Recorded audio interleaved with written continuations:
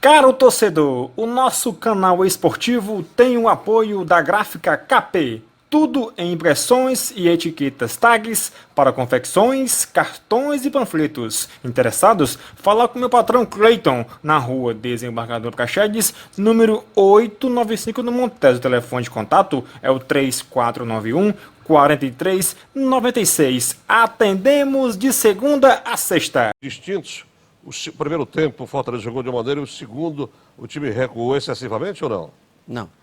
Primeiro tempo nós jogamos com bastante velocidade no campo do adversário. Eles jogaram mais ou menos até como o Ferroviário jogou, se defendendo no último terço do campo. Nós tivemos boas oportunidades novamente, né? Tivemos grande chance. Com 9 minutos nós tínhamos tido 3 oportunidades claras de gol. Mas não estamos conseguindo fazer os gols que possam dar mais tranquilidade para a gente. No segundo tempo, jogo 1-0, aí a gente é natural que o time adversário saia um pouco mais. Nós não conseguimos no começo do segundo tempo ficar com a posse de bola. O adversário rondou um pouco mais a nossa área. Nós colocamos o David, tivemos novamente oportunidades em velocidade para definir o jogo. Novamente, como foi contra o Ferroviário, nós não definimos a partida. E aí você, logicamente, vai cansando, como eu vou repetir mais uma vez para vocês aqui, as alterações que são feitas, elas não são feitas baseadas no conceito que o treinador tem do jogo, e sim dentro das possibilidades. Eu sei que o Ederson não tem a velocidade que um Oswaldo tem, eu sei que o Romarinho, quando sai, a gente pede em velocidade, mas hoje nós não conseguimos ter essas opções, então tem que mudar o jogo, o jeito de jogar. Por isso que nós temos que tentar matar antes o jogo, porque é natural que o time perca a velocidade quando começa com os seus jogadores de frente, que tem essa característica como principal virtude. E te preocupa, Rogério, aqui ao seu lado esquerdo, te preocupa o fato dos jogadores de frente não estarem conseguindo concluir? Algum tipo de papo em especial? O que você já pôde detectar quanto chega bem próximo do gol e não consegue efetuar o lance? Olha, nos últimos dias nós tivemos um jogo a cada 3 dias, né? Então, assim, a gente não pode forçar tanto o treinamento de finalização, como a gente troca muito de time, então aqueles que não vão iniciar o jogo, a gente treina muito a finalização, todos os dias. Agora tem época que a bola fica mais difícil de entrar, né? Eu ainda fico com o conceito que se você cria bastante, uma hora ela vai começar a encontrar a rede, né? Vai do capricho, da calma, da tranquilidade de cada um, quando tem a sua oportunidade para fazer o gol. Mas o importante é que o time hoje circulou bola, girou, teve as oportunidades, começo de jogo poderia estar 2-0, 3-0 com 10 minutos de jogo e a gente está tranquilo na partida. Não conseguiu.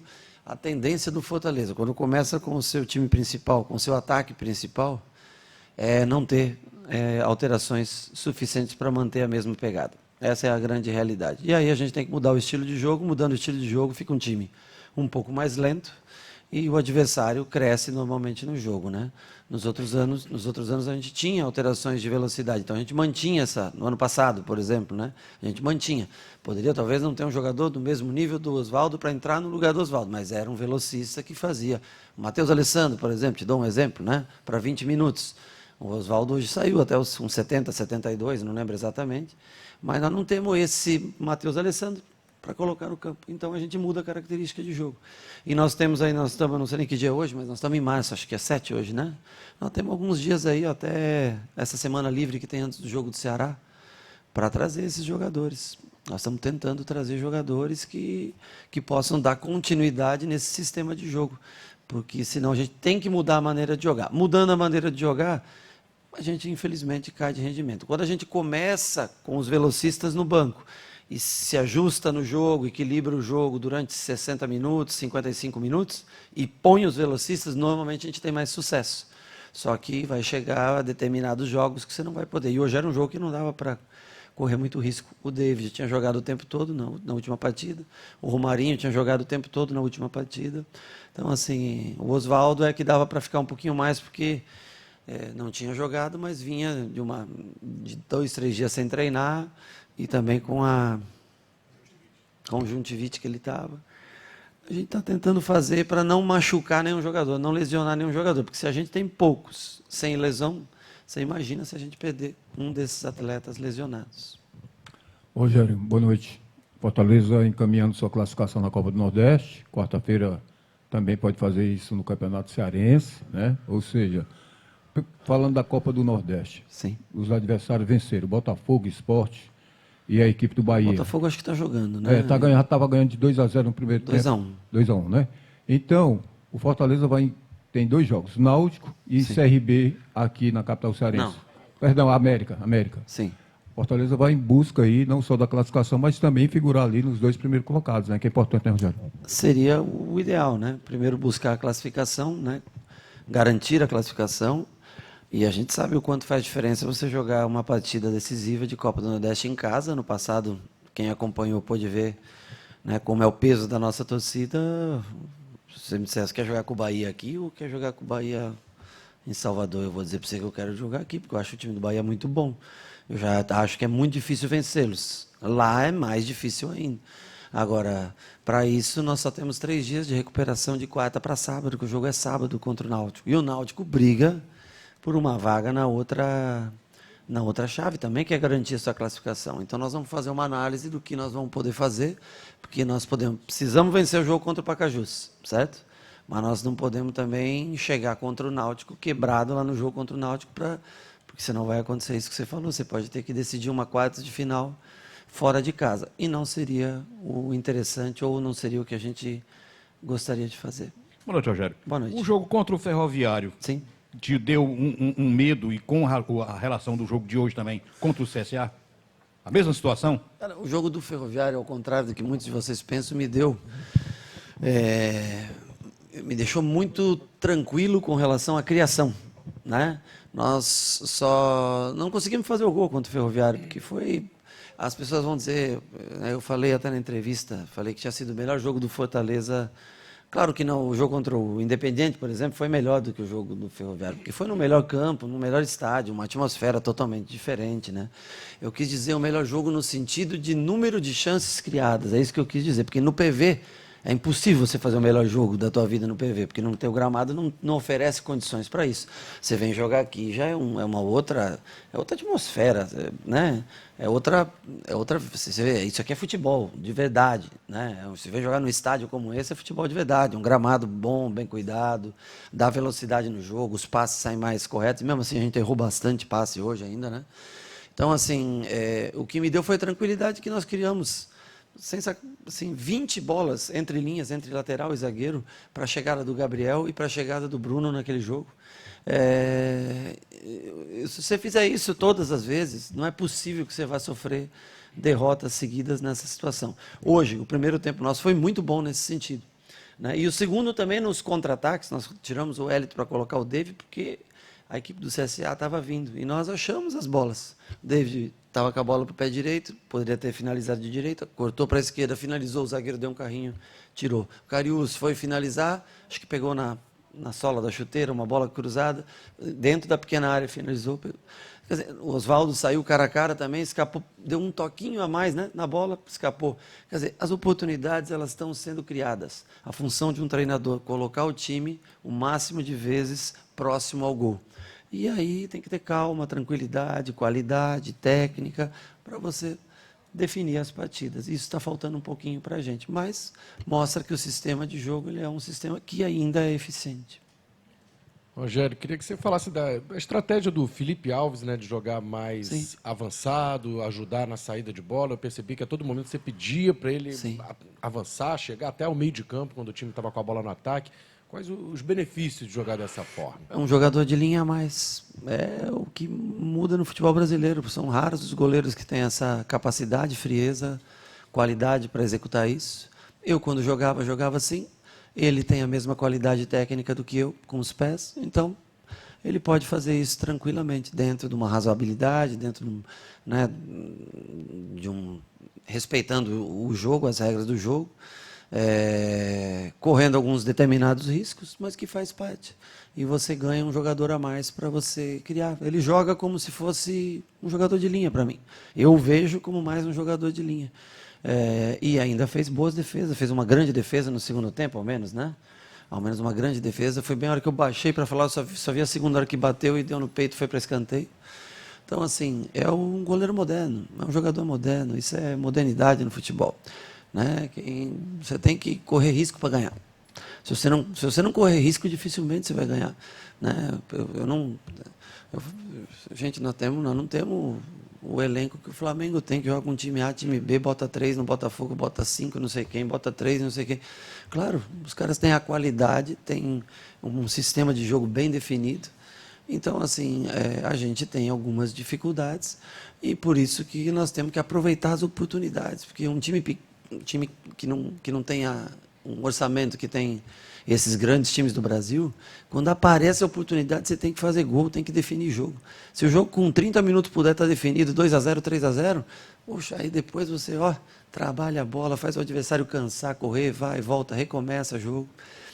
E o Felipe Alves se encaixa muito bem no meu modelo de jogo. É o goleiro que eu imagino para o meu sistema. Nós estamos preparando o Max, ele também tem muito disso, dessa qualidade de jogo. É um menino que futuramente já tem 10 anos de Fortaleza e vai ter, eu acho que ele tem um goleiro que está aprendendo muito com o Felipe nesse quesito e vai ajudar muito o Fortaleza. No meu sistema de jogo, o goleiro ele é fundamental. É o primeiro jogador de criação do time, é o goleiro. Boa noite, Rogério.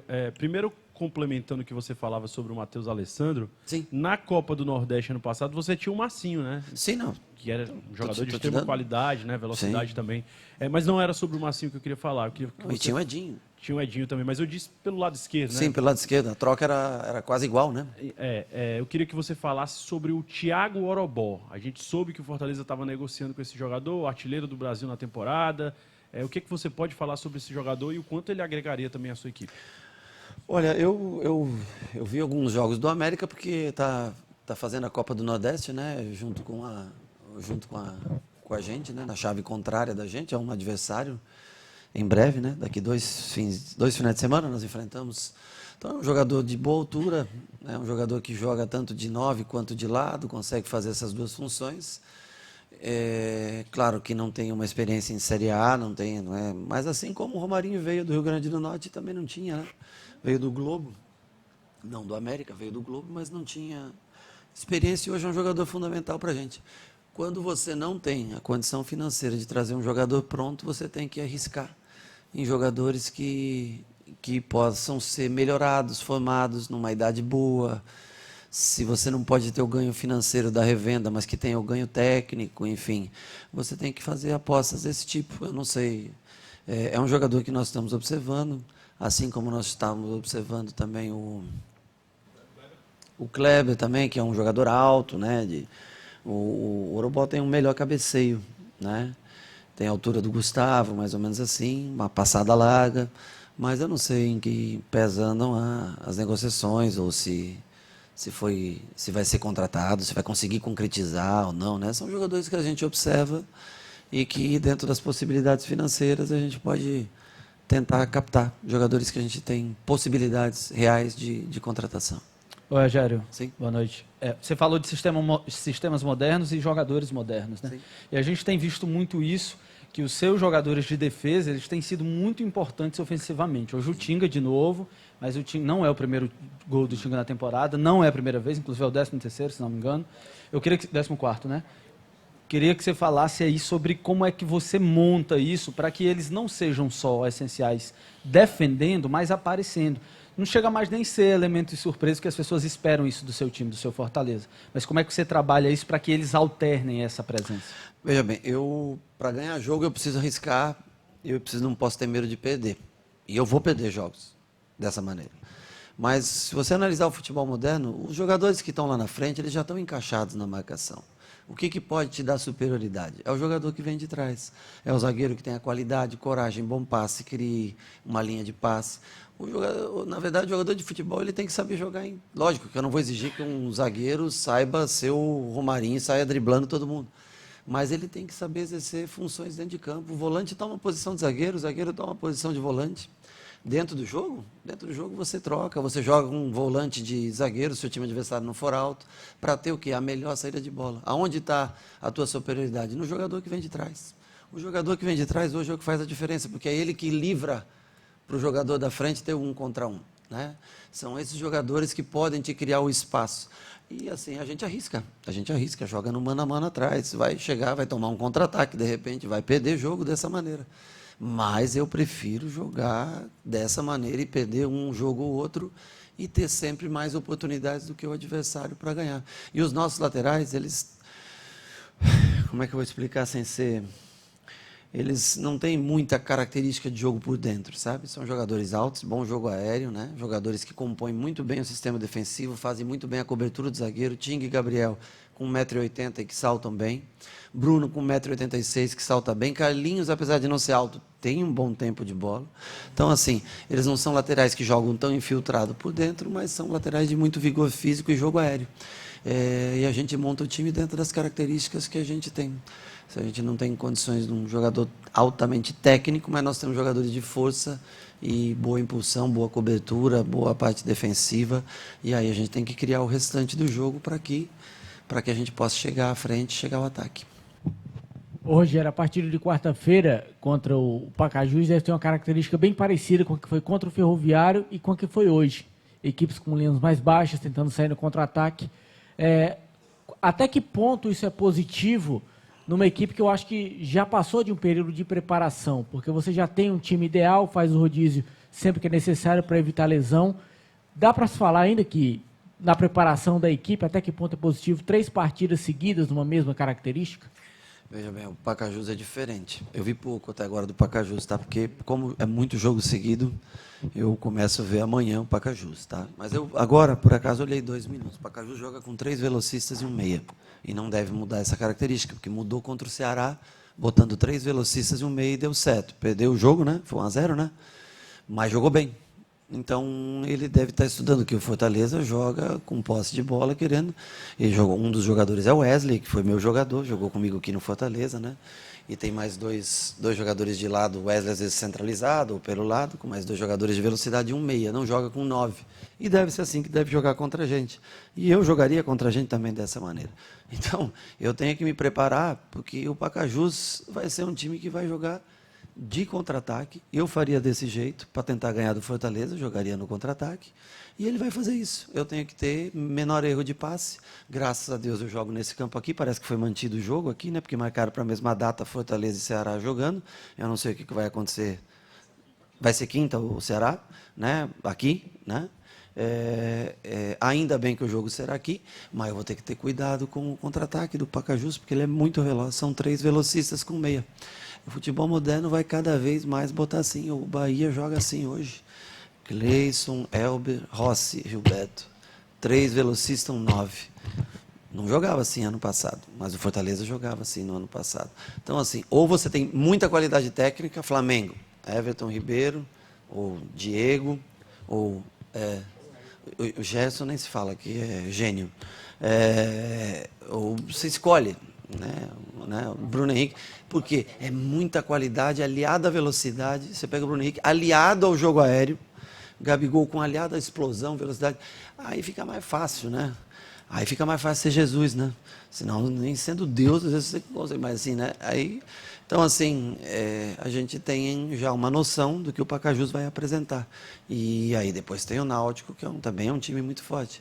Então, nós precisamos da vantagem no Campeonato Cearense, precisamos da vantagem na Copa do Nordeste. Gostaríamos de classificar nas 2 competições e classificar em posições boas.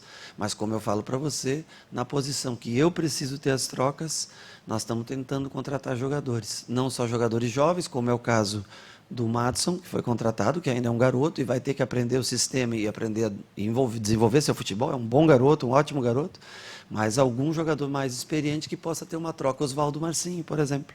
E que, às vezes, começava até Marcinho com troca para o Oswaldo. Então, assim, é isso que eu tenho que pensar. Senão, eu botava todos eles. Se eu soubesse que eles não iam se machucar, eu botaria David, Oswaldo, botaria o Romarinho, todos eles para jogar todos os jogos. Mas o torcedor, às vezes, não entende por que ele não põe. No jogo contra o Ferroviário, eu escutei o torcedor pedindo para pôr o Oswaldo, mas o Oswaldo não estava nem no banco.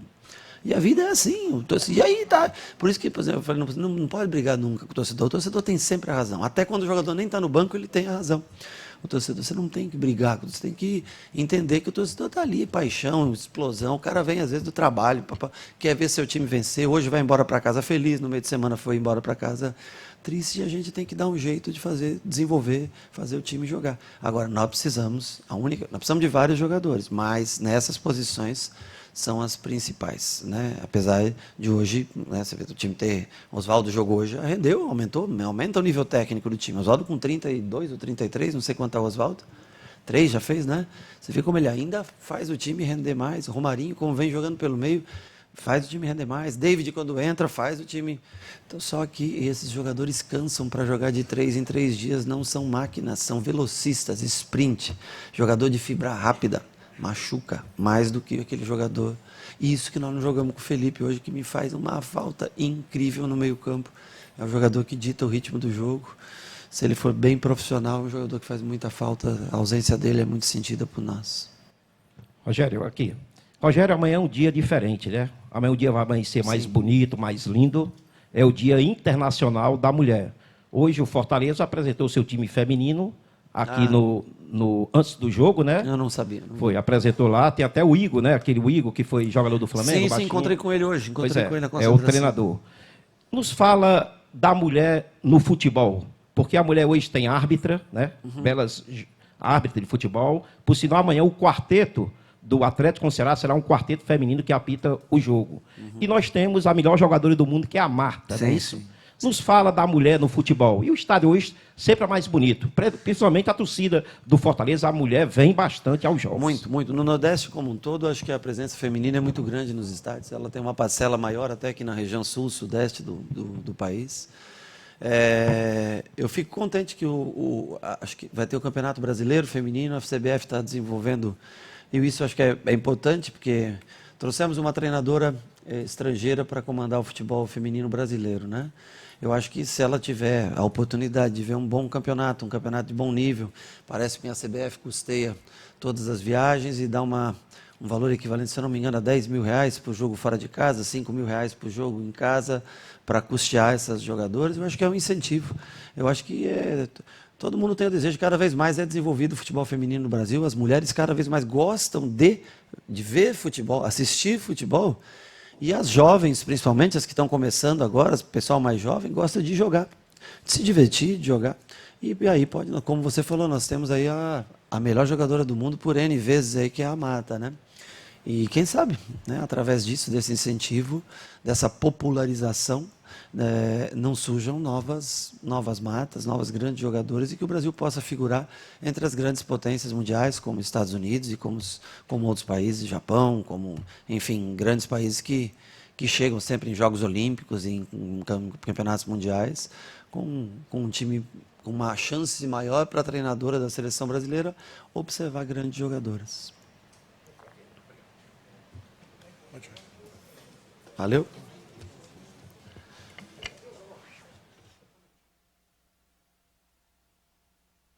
Caro torcedor do Fortaleza, Ceará e Ferroviário, aqui quem vos fala é Maurício Santos, repórter fotográfico e historiador de futebol, também conhecido como o rei dos pôsteres dos times campeões. Aos amigos tricolores e alvinegros interessados em adquirir um quadro com o pôster do clube do seu coração e expor na sua parede, nós somos a pessoa certa, pois temos todos os pôsteres do Fortaleza, Ceará e Ferroviário desde a sua origem e de qualquer time, principalmente das últimas conquistas, que são os pôsteres do Fortaleza, da Tríplice Coroa de campeão brasileiro da Série B 2018, do Cearense e do Nordestão 2019, do Ferroviário, campeão brasileiro da Série D 2018, do Ceará, bicampeão cearense 2017 e 2018 e do Nordestão invicto de 2015. Aos torcedores interessados por essas raridades, que são os pôsteres do Fortaleza, Ceará e Ferroviário e de qualquer time, você liga no 986162186, 986162186 e fala conosco, Maurício Santos. Esse número também é o nosso Zap e o nosso canal no YouTube e blog esportivo é Mau Retropôsteres.